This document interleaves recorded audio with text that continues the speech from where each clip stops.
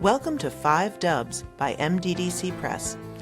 I'm your host, Rebecca Snyder, the Executive Director of the Maryland, Delaware, and DC Press Association, which represents news media in our region. 5 Dubs focuses on the who, what, when, where, and why of local news media. We'll talk with the journalists about the stories behind the news.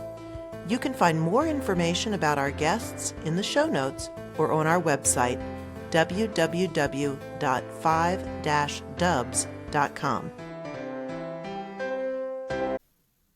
Welcome to the program. Corey Hutchins is here today with us in the studio, and today we're going to talk about researching the news media landscape and sort of media criticism. We might take a little detour into the new formats offered by Substack and other forums that are coming up. So welcome to the program, Corey. Yeah, thanks for having me, and thanks for your interest in this topic. No, it's very exciting. And sort of just out of the blue, you emailed me a couple weeks ago to ask about media criticism because you're compiling research for a project. So tell us a little bit about that project and what you're doing. Sure. So I run the Journalism Institute at Colorado College. It's a private liberal arts college in Colorado Springs. And I'm an advisor to Colorado Media Project, which is a nonprofit that seeks to help news organizations thrive and become sustainable in Colorado. And I sit on the board of the state chapter of the Society of Professional Journalists. Mm-hmm. And for better part of a decade, I was a correspondent for Columbia Journalism Review for a project called the United States Project, where we had correspondents all across the country who were monitoring what was going on at the local news level. I did that from like 2013 to 2020 during a time when there was a lot of tumult going on in the local news. That's an interesting snapshot time. I think it's only gotten worse, and I think it's only become more important that we have people doing this kind of work, particularly at the state level.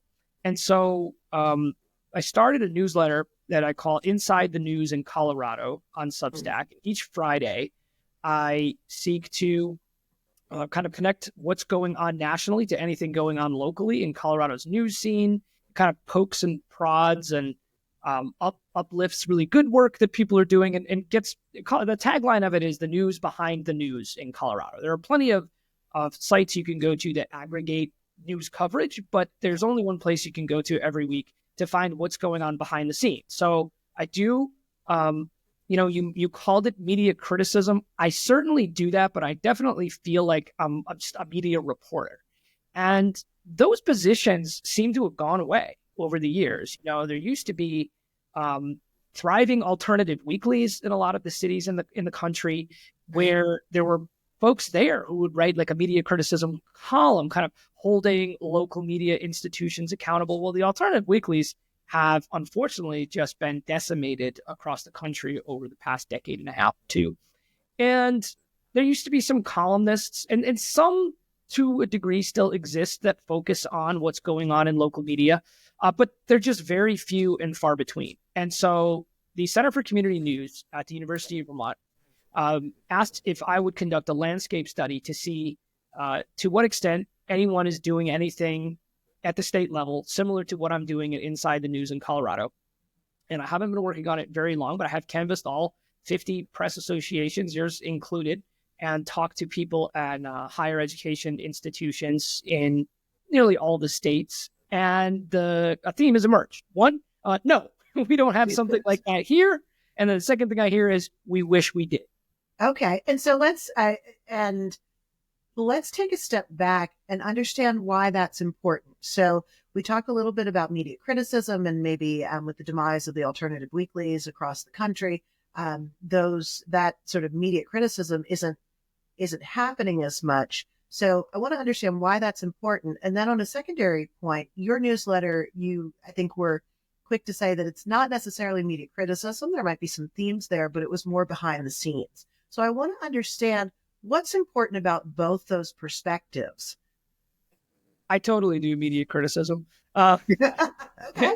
I just wouldn't call it the focus of the work. Why it's important, though, is that local media institutions in communities are very important and oftentimes very powerful. If you were living in a city, you wouldn't say, hey, look, I don't think that the local sheriff's office or the local police office shouldn't be held accountable. There shouldn't be reporters looking at what they do and trying to get a sense of whether what they're doing is correct, right? You wouldn't say that the local hospital in your community doesn't need reporting on it to make sure that it's operating functionally. And so local media institutions are important and they're powerful in communities, and there ought to be somebody who can report on them in an independent way. As you might realize, working in a press association, news organizations aren't particularly good about pointing out when things are going awry in their operations. I went to journalism school 20 years ago, and there was, this kind of a feeling that, like, I remember being taught this in class. Journalists don't report. You don't report on yourself. We don't report. You're not the news. You're not the story. You're not the news. Right. And so I think there's been an allergy just institutionally around news organizations reporting on themselves, and in some instances on each other. And so I think it's very important that there's somebody at the state level kind of letting people know what's going on behind the scenes in these media organizations, so particularly if things aren't going well. Mm-hmm. Absolutely. And so that behind the scenes, and so I'm interested in your experience, because you're pushing out a newsletter every week. How are you just talking to journalists? How are you getting that inside scoop, and how open are people to sharing that inside scoop? Because it's their employer. It's also, in many ways, it's their passion. Journalists are very protective of their work because in some ways they sometimes feel under attack. So how do you get the scoop? Yeah, that's true. And I'll say that I have been, criticized sometimes. It's not lately, but I feel like in the past, if I had maybe, let's say, written an item pointing out that a local newspaper had completely bungled a headline. You remember when they used to call them howlers, right? Mm-hmm. You open up the newspaper at the breakfast table and there was this awful typo on the headline. It says like first baby born in 20025 or something. Right. Right. And they call it a howler because honey, look at this, right? I would point out when news organizations made egregious mistakes like that, and some people would kind of say, "Hey, why do you do that? We've got it bad enough already. You don't need to kind of kick us when we're down." And I do tend to kind of agree with that, but I also would kind of push back and say you would never say that if you found out that a local surgeon in your community was botching surgeries. You wouldn't just let that slide because they're trying to do the right thing. You wouldn't say, oh, the police might have just messed up that one time. You would seek to find out if there were fundamental structural issues behind what might have happened. And so with everything that I do when it comes to being critical about local media, which I am from time to time for sure, and should be based on, my kind of role, I try to make sure that I'm doing it in an educational way. And so it's pointing out, why it's important to realize why these things are happening and what other people, whether they're in Colorado or outside Colorado. I have roughly close to 5,000 subscribers, and most of them are in Colorado, but a lot of them are. And I think the people that are from outside Colorado read it because I try to write it in a way that's like, hey, what's happening here might be interesting to you all, and it should be educational and illuminating for you as well. Mm-hmm. Your question about whether it's hard to get people to talk, not really. So, I've been doing this for more than a decade, and I like actually reporting on journalistic institutions because I feel like I can pretty much trust journalists, probably more than another kind of industry that I'm reporting on. And then, being a local reporter for so long, I know what it's like to be in a newsroom. And one of the things that I've learned about journalists over the years, myself included, is that if you realize something's going wrong, even in your own institution, you just based on kind of just being a reporter and having that nose for news instinct of translating that information that the public needs to know to the public, you'll want to make sure it gets out there. And so what can be difficult is getting management to talk or the corporate C-suite to comment, and sometimes they don't. And I find it kind of hypocritical because these are the ones who employ the journalists to go get the people to talk who don't want to talk to them. And then when I ask them, hey, what's going on under the hood? And they say, oh, we're not going to talk. Everybody loves transparency when it's about somebody else. That's sure. So guiding principles. Yeah. So I wouldn't say it's any more tricky than covering other industries. I'd say it might even be a little easier, but it's kind of just the bulk of the kind of reporting that I've done over the years. I was a political reporter for many years. I enjoy talking to and reporting on journalistic institutions and talking to journalists as my sources much more than I do political handlers and politicians. Mm-hmm. Now, do you find that when your readers are looking to your newsletter, what are they really looking for? Are they kind of like looking for the prurient, like, oh, the media messed up here? Or are they seeking to understand the role of the industry or how it works? Why do people subscribe? Yeah, I think it's a mix of both. I was at a conference. I was at a press association conference a couple of years ago, and a national player in the kind of the local media funder industry approached me and said that they really appreciated the newsletter. And I always ask, well, what do you like about it? And this person said, I like the gossip. And I was a little offended because I said, hey, my stuff is always really solidly sourced. And he said, I don't know, you know what I mean. And what I think that person and others, I mean, you said even like, oh, are they attracted to like the you said prurient stuff? Yeah, like you're spilling tea. Like sometimes people like to know. Yeah, sure. There is that. And I try to keep a nice balance with that. Mm-hmm. I hope, and my mission and how I would see my role would be the other thing you said, that it's illuminating, it's kind of lifting the veil on the practice of journalism. Mm-hmm. And as somebody who teaches journalism at the undergraduate level at Colorado College, that's what I do for a living. And so to me, this is, and also like how you asked how I get stories earlier. Been doing it so long now, more than about a decade in Colorado, that it's just part of my life. It's not work for me. It's what I do for fun anyway. I'm having these conversations with people. I'm talking to people across the industry all the time. I have my social media feeds set up in a way that I just over the years been able to kind of create this way to try and not miss anything. Obviously, I do. I'm only one person, but I think the newsletter now is like 3,000 words a week or something. And I remember when I was working at the Alternative Weekly in Columbia, South Carolina, I was contractually obligated to only have to publish 2,200 words a week. They would go into print. This never goes into print. Some papers pick it up and they'll publish it. And I always kind of tell people, yeah, you're free to, republish the work if you want with credit. And some do, because I do see it as an educational enterprise. And I want people to understand how local reporting works and the process of local journalism, especially now when there's just not a lot of trust in the media. And that's mostly the national media. Right. And I was just reading a report saying that I think it's 85% of Americans have never met a journalist. And so I think which is a kind of a shocking statistic to me. And so I think it really speaks to your point of that people don't know what journalism is. And so they have this conception of, well, the national media, local media, and sometimes it's very different.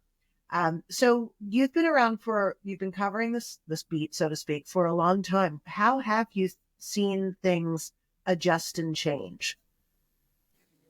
They have adjusted and changed dramatically. One of the things that connected to what we're talking about here is, so my newsletter is on Substack, And I moved it over from a different platform, I want to say around 4 years ago.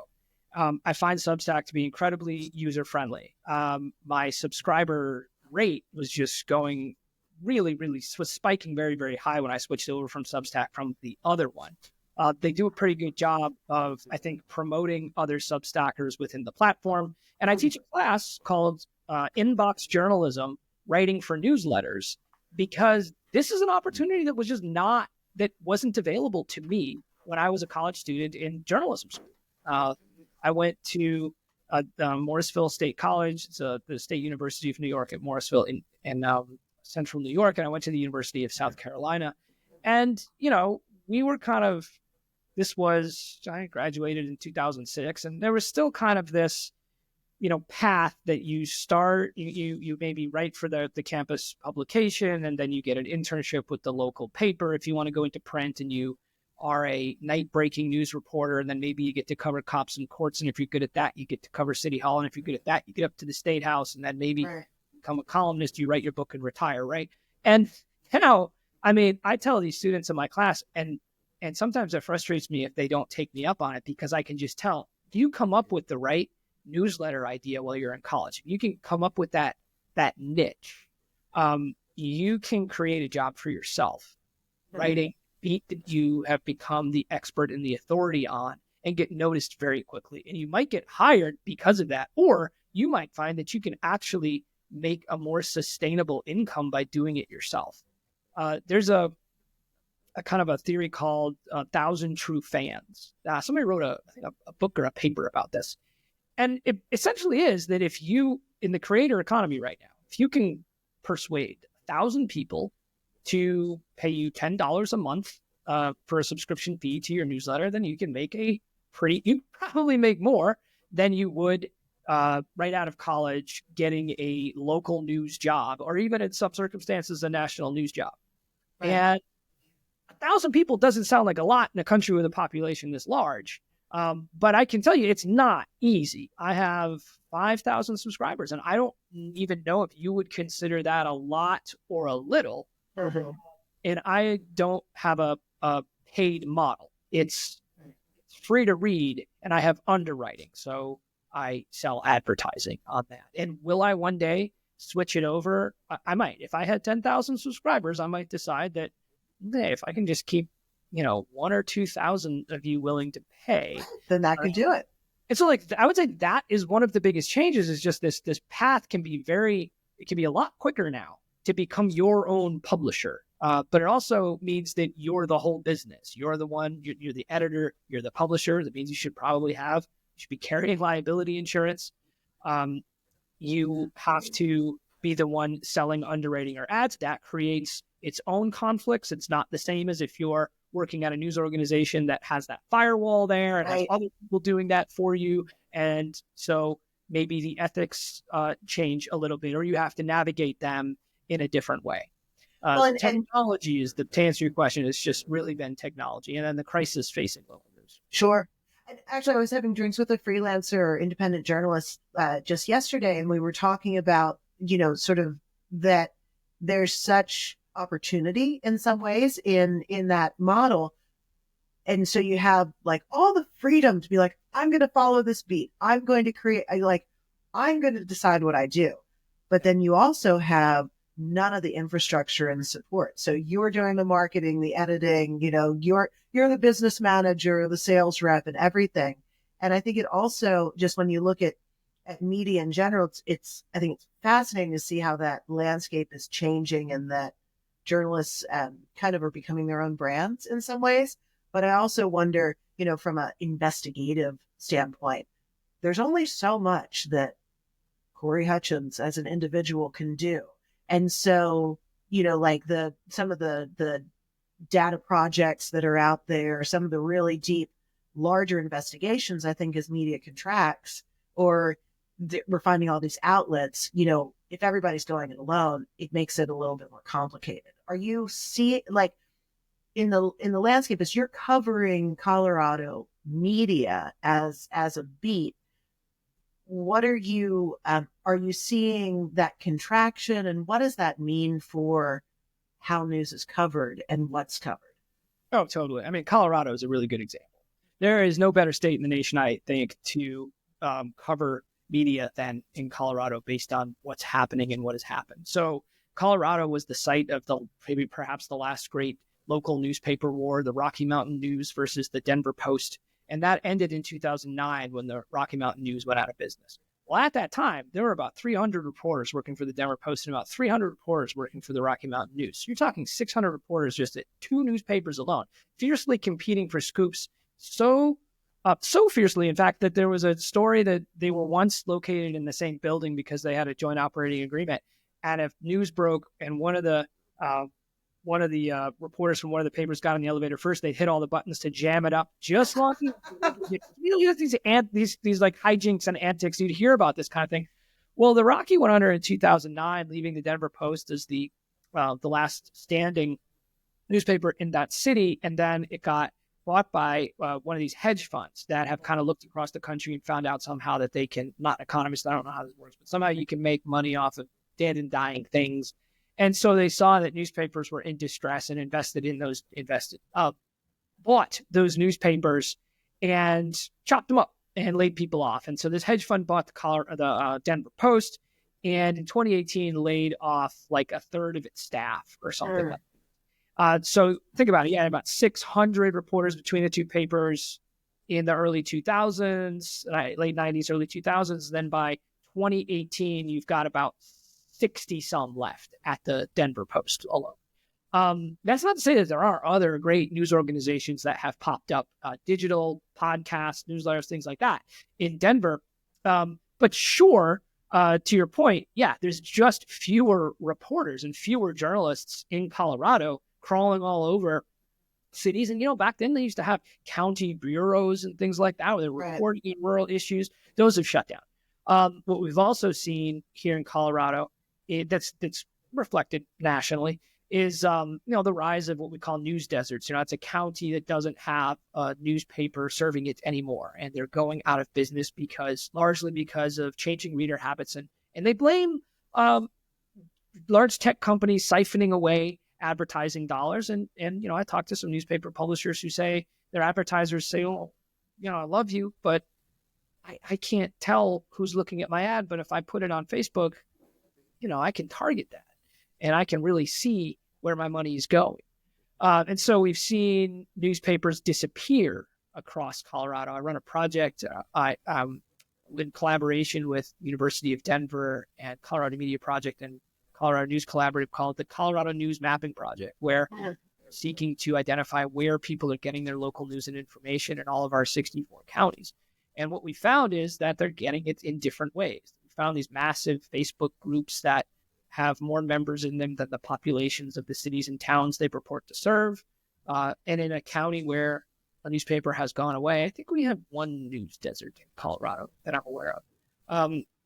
There is a Facebook page. So this county is about 1,700 people. There's a Facebook page that started out as like a local person who was into maybe part of the historical society, and then somebody who worked in county government starting this page about like, let's just share our memories about our town, post pictures. And in that county of 1,700, that Facebook page now has 1,600 people on it. Wow. And it's effectively become the public square. Sure. And in talking to the moderator of that page, you really understand that that you kind of maybe even replaced to some extent the local newspaper, but certainly has. And so at Colorado College, I'm working with 5 students to see to what extent our college can help fill gaps there. And they're kind of pulling public records in that county. Then we're going to publish directly on that Facebook page because that's where the people are. If so that's the vehicle. Yeah. So it sounds like you're looking at different format. It sounds like you had said earlier, technology was the biggest change, and sort of media sort of finding its way into the cracks of all these different formats, whether it's Facebook or Substack or other platforms. Is that? Absolutely. And another big development that we've seen here in Colorado, I don't know, you can tell me if you've seen this in the states where you operate, Delaware, Maryland, and DC, collaboration has just completely seems to supplant competition in Colorado. So like that idea of that newspaper war is like that's ancient history. People who now were on opposite sides of that newspaper war are now collaborating. They work at news organizations that are like sharing content. There's an organization called Collab here that has, members or connections with something like 190 news organizations in the state, and they have a Slack channel, and journalists are talking to each other and collaborating on stuff in ways that they just were not doing years ago. And I think that's something that you're seeing more of as fewer and fewer reporters are out there doing the work. They've kind of taken this idea that like we're actually all in this together, and it's about the public service and it's about the audience and not necessarily about getting that scoop or something. Right. Well, there's certainly lots of scoops to get, but you're right. There's not as many reporters just literally on the street covering that. And so there's plenty of scoops to go around. And so what I do find is that, people are kind of known for certain types of coverage, and there's sort of tacit arrangements. And sometimes they are sharing content. There's a new local journalism collaborative. I guess it's not super new, but in Delaware, that's a couple years old. Certainly the Baltimore Banner in Maryland has been very open about trying to collaborate with some publications. Washington Post, shares a lot. You pay share, but they're sharing content as well. And so I think there's a lot of different models, and just I kind of like the new collaborative aspect of news media, but it is, I think, coming out of a situation where there are just fewer journalists. When we look at Northwestern University's local news desert report that just came out, I guess, in September, I was talking to Tim Franklin about that, the director, and he heard that podcast. That was a good one. Oh, good. It was a good one, wasn't it? He was fascinating to talk to, but he shared that Delaware and DC and Maryland were like locus number one on journalist attrition in the past 10 years. And so it really is, we're all trying to make sure that the public aspect of journalism is surviving and that news is getting covered. Yeah. And to bring it back to like covering that, it's important to point out when things are going well too. So that's why I kind of like chafe at the like media criticism is not what I always want to do. Also pointing out like the really interesting, innovative stuff in an educational way. And if no one's writing about that, like we know that the traditional business model for local news just bottomed out many years ago. And there's all sorts of ideas. Okay, is private philanthropy going to step in and fill all the gaps? No, but it's going to mitigate some of it, right? This national movement to raise $1 billion to support local news is awesome. And we ought to be reporting on where that money's going and also who needs it. And the funders who are, sending out these grants, they need to know where they should go, right? And so how do you do that if nobody's reporting on it? I believe that the work I do in Colorado is helpful to on-the-ground news organizations because there might be funders who read it and go, oh, I didn't know that was happening. Perhaps we ought to do something about that. What could we do? If no one's writing about that every week or regularly or semi-regularly, then how do you know what problems exist that might need help? That's a great point. So let's zoom out. And you had said when we first started that you found that really not many people are doing this nationally. So where is there sort of the media beat, I guess, if we don't call it criticism, we'll call it the media beat. What people are, where are you finding that? And are they using the same model that you use in your work? Not really. So I'll make a contrast. So there are tons of national media writers. Like there's just so many of them now. There are very few who are focusing on local media. So you can go to, and then there are some come from national organizations, right? Like Pointer or Neiman Lab, Columbia Journalism Review, or where I did that work for a long time. They will certainly pick up local media stories from around the country from time to time when they hear about them. What we don't have and what we need are people in the individual states themselves seeking out those stories and reporting them on a semi-regular basis. The only places where I've seen anything close to it are in New England with Dan Kennedy's Media Nation site that he has been doing for years and years, right? It's started like the second wave of like blog culture. And it's also a newsletter. I think everything that goes up there, if you can subscribe to it, he told me, and it can go right into your inbox, which I think is the newsletter, I think is a really good vehicle. Because if you can get into somebody's inbox, people will read it and they'll rely on it and they'll wait for it at the end of the week. For instance, on Fridays when I put mine out. I'm looking particularly for, and the Center for Community News is very interested in this because their whole thing is news academic partnerships, right? Connecting people in higher ed institutions all across the country to local news outlets. And so I'm interested in finding folks in higher ed departments, probably journalism schools around the country who are interested in doing this. And then I hope we're going to help them start them if they want to. Like that's totally my goal, is if you want to learn how to do this, I can help you do that. And I hope to see more of it. And I've gotten a lot of responses from people, like I said, who said, no, we don't have one, and we should have one. And some people have said, like, and these are particularly folks in journalism schools, have said, we've thought about doing this. And what I hear is it's a capacity issue. Sure. Who has the time really to do that? And so I think finding the right person whose job makes them a kind of really good fit for it is somebody who kind of has their finger on the pulse of the local media scene anyway. And, that could be a journalism professor out there somewhere who, has a lot of connections in the local media industry or something like that. But also there are these groups like Press Forward, right? The national is raising all that money, MacArthur Knight, those foundations, Gates, that are kind of starting state-based chapters. And I think they have about, I want to say 30. I hope I'm not wrong. You're right. Yeah.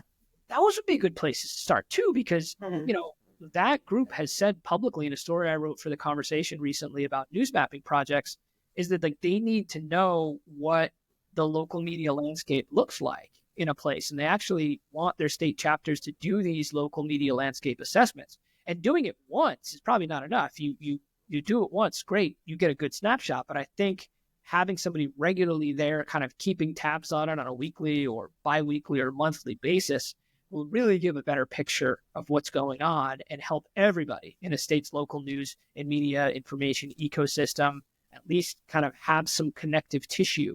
And some of the folks in Colorado who read my stuff, who are like in the publishing business, will tell me, when I ask what do you like about it, they'll say it's really good to know what everybody else is doing. Because sometimes they'll see something and say, hey, that's a really good idea, we're going to borrow that. Or, hey, this is going on over there. It's something we ought to be careful about. So now if someone sort of bubbles up and says, hey, we don't have this, but it is a great idea, what do you think are the next steps for people? I would follow I would check out Center for Community News at the University of Vermont. And I would hope that, so part of my project is to do this landscape study. And then our hope is to, put out a call to see, I think if anybody wants to, they're just thinking about starting something like this, get in contact with me. My email address is coreyhutchins@gmail.com. I would love to talk to you. Perhaps we'll do a webinar or something for anyone who's interested and talk about, what you would need to do to get something like this started. Mm-hmm. And so do you feel like, I know you're just beginning the research, but are you getting people taking you up on the offer yet? Or is there interest? Oh, totally. Yes. Oh, good. Yeah. I do not think it's going to be hard. I do not think it's going to be hard if we, once I finish with the landscape study, the second phase will be identifying probably people in colleges and universities to begin with, who I've already reached out to like see if they already have something like this. Mm-hmm. And enough people have said, keep me posted, keep us in the loop. We would love to be a part of, some sort of outreach if you're ever doing something like that and trying to see who might be interested. Yeah, I don't think that'll be hard to get enough, what's enough, but to get a good number of people together. And I think the hardest part will probably be time. It'll probably be time. And, it's reporting. Sure. It shouldn't just be, writing about what grants are available, what jobs are open, things like that. I think it really should be original reporting. And each week I try to have like one solid piece of original reporting. And then I certainly do a bunch of aggregation in the newsletter. And anyone who's interested, it's coloradomedia.substack.com if you want to look at the format of that. That sounds like such an interesting project. And so your landscape analysis, that's going to be done in the next year or so? Or you? Earlier than that. No way. Way earlier than that. Well, I feel like it'll bubble out. And then I'm also interested, we talked a little bit about Tim Franklin's local news deserts. University of Maryland did a local news ecosystem report. Are you finding that there are, in your travels, are you hearing more about sort of those local news reports, sort of because, you see the big national report about news deserts and everyone sort of doubles down to say, oh, I think that information's inaccurate for my local area. And are they jumping in and doing reports? Yeah, absolutely. Those exploded last year. So we did our Colorado news mapping project in 2022. University of Oregon dropped theirs around that same time. Ours came out in the fall. Theirs came out very shortly after. Nebraska just released one recently. Minnesota did one.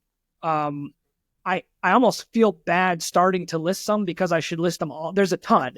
And I wrote a story for The Conversation about this. The headline is "Universities Are Mapping Where Local News Outlets Are Still Thriving and Where Gaps Persist." And I rounded up all of the states and sometimes in some instances regions and sometimes just cities where folks have done this. I believe that this is something that we'll continue to see more of because people understand the importance of it.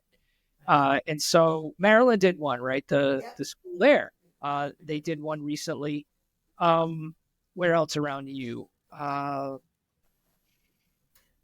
sure they're coming up. It was super instructive to read the local news ecosystem report because, they're casting such a wide net. So you're getting your blogs, your podcasts, they really go much more broadly and you can see kind of in sharp relief, like, okay, like I'd always anecdotally understood how much, how small Maryland's newspapers are, news media outlets. And I think, if I'm remembering correctly, about 60% have a newsroom of 5 to 7 people.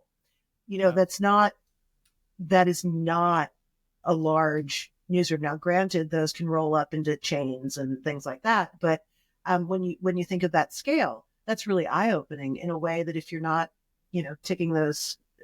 checking off those boxes and tabulating, you just don't know. So I think all this is really instructive to see how news media is still, and it's such an important force in our world, but how it's changing and growing and doing it systematically year over year, I think is also important. Otherwise, it's just a snapshot. I agree. And the best of those projects are the ones that don't just focus on one sector like newspapers. Newspapers are very important. They're often the predominant source of news information in a community. Like, even if you've got a city with one newspaper, the TV stations are often, they're all just going enterprise coverage. And yes. And but no, you want it, the better maps, I think, are the ones that reflect the reality of where people are getting their news and information. And it comes in some strange places, right? Some places you might not expect. And I'd say one of the hardest parts of doing that work, beyond just the labor and time intensive nature of doing interviews with people all over the state in every county, trying to find out where they're getting their stuff, is to have to make a decision about to what extent you are going to be the judge on if something goes on your map or not. That was a big debate that we had when we started ours. And at the end, we decided that we were going to err on the side of not being a judge and saying, look, if we hear that people are getting their news and information from this source, we're going to put it on the map and we're going to add a context box to every piece of every source. It's like 600 something now on our map, where you can click and get like a little box that should give you enough context without telling you this is bad. But would give you enough information to kind of make up your own mind and be like, no, okay, I've read their mission statement and I don't think that I want to trust that news source. Or like, it's really important also if people are getting their news and information from, like here's this whole list of untrustworthy sources, and 30% of the population is getting their primary news from there. Like that's important to know. we should know. That needs to be on the map in my mind. Right. So it sounds like you're doing such interesting work. I can't wait to hear more about the study when it's finished, and certainly when you have your kind of curriculum ready for the road to teach people how to start their own media beat newsletters. It would be great to have you back and talk more about it. Yeah, I would love to. And I would say look out in the next couple months. And if anybody is listening and works at a higher ed institution who would be interested in doing something like this, please reach out. Absolutely. All right. And so, Corey, spell your name in your mail, because in your Gmail or in your email account, so people know how to reach you. Yeah, you can reach me at CoreyHutchins@gmail.com. That's CoreyHutchins@gmail.com, or just Google Corey Hutchins, Colorado College, and you'll find my contact info there. coloradomedia.substack.com is the newsletter if you want to check it out and you decide that your state needs one like it. Perfect. Well, thank you so much for spending some time with me. I really enjoyed it. Well, really, thank you for your interest in this. Thanks for listening to 5 Dubs with Rebecca Snyder. Please subscribe and leave us a 5-star review wherever you download your podcasts so that others can find us. What do you want to know about local journalism? Email me at rsnyder, SNYDER, @mddcpress.com. Interested in supporting our podcast and journalism? Please donate to our 501c3 Press Foundation. Find out more and see the full episode list and show notes at www.5-dubs.com.